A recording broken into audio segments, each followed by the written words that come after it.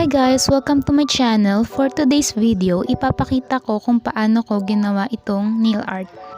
By the way, this is my first time to do my own nail art, so papasensyahan nyo na po if I'm not a professional. These are the things we need to do our nail art.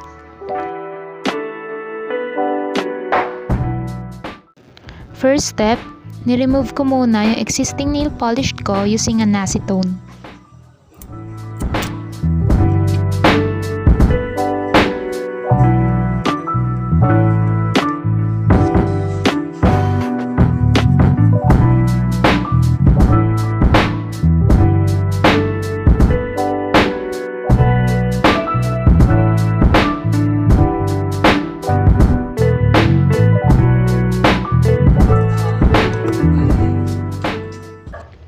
Then after that, naglagay ako ng nail tint sanitizer.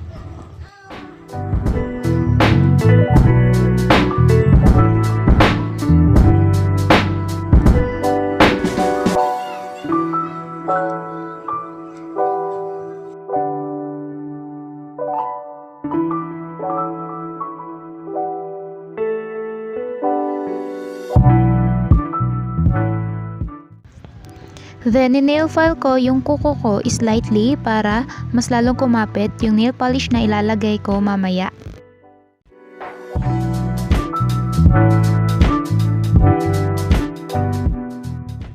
Then, ni-nail file ko ulit yung kuko ko pero yung sa sides naman. Ni-nail file ko lang siya according sa desired shape na gusto ko.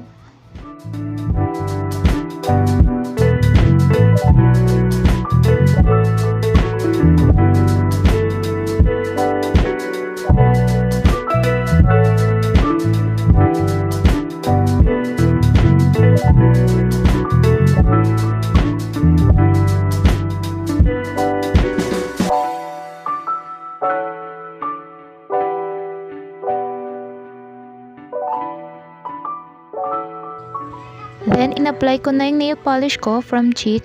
Ang color niya is brown nude.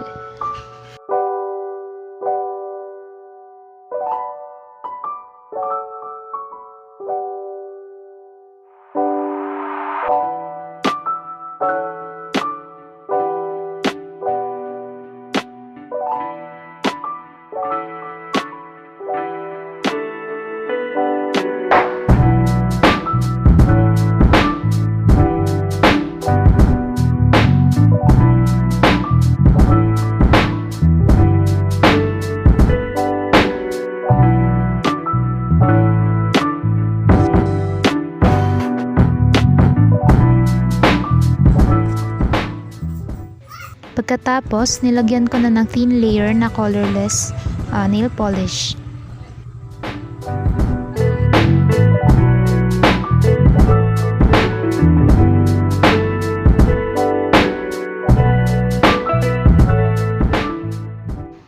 And then, yung pinaka-highlight ng nail art natin, yung diamonds. Yan. Then, kailangan din natin ng tweezer para mailagay natin ng maayos yung mga diamonds. Then, nilagyan ko ng medium size na diamond yung index finger ko. Then, susunod ka naman lagyan is yung middle finger at saka yung pinky finger. By the way, hindi ko siya nilagyan ng glue or anything. Yung colorless na nail polish lang yung nilagay ko para dumikit yung mga diamonds. And by the way guys, it takes some time and patience para mailagay mo ng maayos yung mga diamonds. Pagkatapos, yung pinakamalaking size naman ng diamond, yun nilagay ko sa hinlalaki ko. And then, yung medium size na diamond, ayan, nilagay ko. Tapos, yung pinakamaliit na size ng diamond. And then, doon naman tayo sa ring finger. Yan, nilagyan ko ulit ng colorless na nail polish. Kasi natuyo na yung nilagay ko kanina. Yan, para mas lalong dumikit yung diamonds. Una ko muna nilagay yung mga malalaking size ng diamond. Sunod yung medium size. And then, yung mga maliliit na size. As you can see, marami akong nilagay na diamonds sa ring finger ko para magkaroon ng accent yung nail art. Ito na yung finished product pero lalagyan ko pa yan ng colorless na nail polish mamaya for the final touch.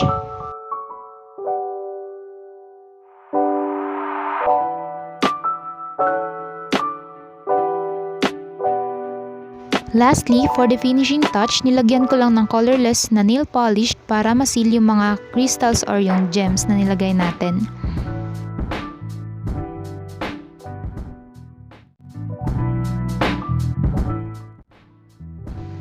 There you have it, guys.